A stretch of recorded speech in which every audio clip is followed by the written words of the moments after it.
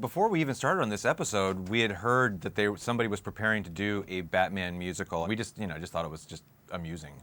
And so we started riffing on it and said, oh yeah, we should do a Batman musical. And of course we never did anything with it. And then I think you'd already come up with the plot for Out of the Past, and we were talking about it in Alan's office, and we were somehow the idea of starting it with Batman the musical came up. Yeah, we were thinking about, it's Bruce's birthday and he's feeling his age, and Terry does something for Bruce that he thinks is kind of cool and takes him for a night on the town.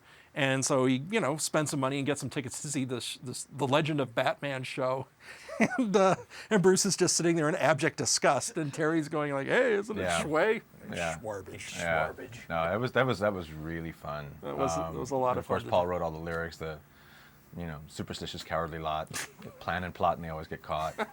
A superstitious, cowardly lot. They plan and plot, but they always get caught. Their evil schemes all come to naught. A superstitious, cowardly lot. It's awesome. Yeah, it took me about 3 minutes. And the thing was too is we knew that Kevin had a beautiful singing voice as well. So it's like, okay, well he's got to sing. We got to have Kevin sing his own part. We got really good guest stars. The guest stars were amazing. I mean, his backup chorus is Adrian Barbeau, Charlie Kimbrough, Beth Howland. Yeah. I mean, it was Wow. amazing. So yeah, it was really, really fun. And that's all they did was sing those parts. They didn't even do other voices. No, yeah, in the Adrian show. doesn't actually speak in the show. She's just singing backup. Yeah.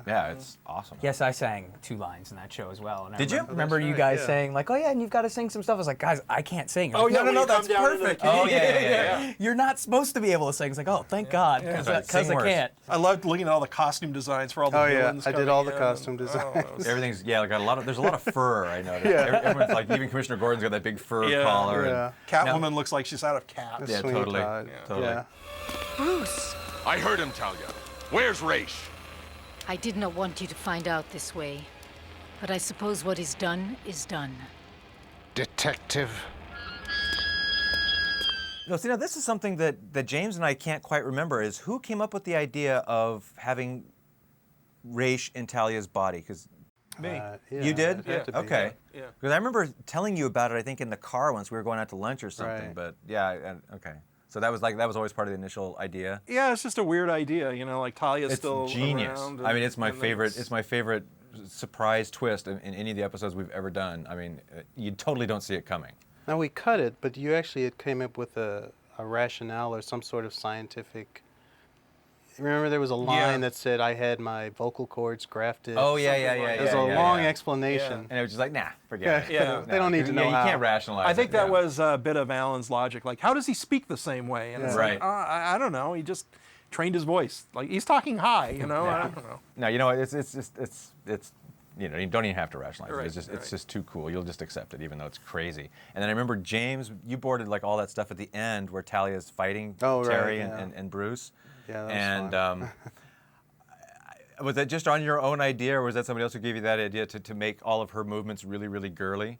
Because I think that's really cool. That it's like he's talking in David Warner's voice, but he's tossing his hair and he's wagging his hips and stuff when he's moving, and he's Well, I very, figure very girly. He's a perfectionist. So. Okay. That was wonderful. And it doesn't make any logical sense. You think at that point he would start walking like a man, but You're creeping me out. You. She kissed me. there's all kinds of cool stuff in that show. I love seeing Bruce and Terry teaming up to actually go into battle together at the same time And hearing the Batman theme in there. all rocked up. Yeah. No, that's a great moment. That's really, really cool. I remember from an acting standpoint for this episode, this was the only episode where Kevin and I worked together where for at least a part of the episode, he didn't have the gravelly voice. He was Oh, just that's right. 'cause he's back playing to younger Bruce. a regular Bruce Wayne. Wow. I always wondered what you were like at your peak. Now I have some idea. Not quite at my peak, but certainly better than I've been capable of in years. It was like I got to just kind of sit there and watch what he had done for years on the original Batman series. It was really cool.